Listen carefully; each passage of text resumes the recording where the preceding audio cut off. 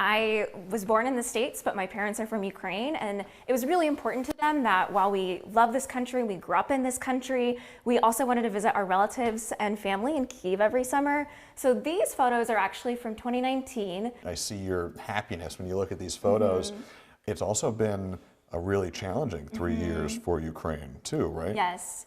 Yes, I mean, all my close relatives live in Kyiv, in the capital, and so they hear when, drone strikes happen.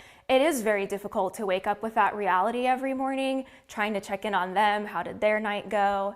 It has been very difficult, and it feels like some of what's portrayed in these pictures has been stolen from us a bit. How's your extended family doing? Are they okay? They're okay today, but we never know what tomorrow will bring. When you look around, what worries you the most? I think for me, it definitely is the issue of global security and human dignity. And those really go for me hand in hand, human dignity from the time of conception to natural death, but also the understanding that that human dignity in my Christian worldview extends beyond the borders of this country. And so what does that mean? How do we continue to stand for human dignity worldwide, knowing that that's also what's best for our country? What would be your message to America's political leaders right now?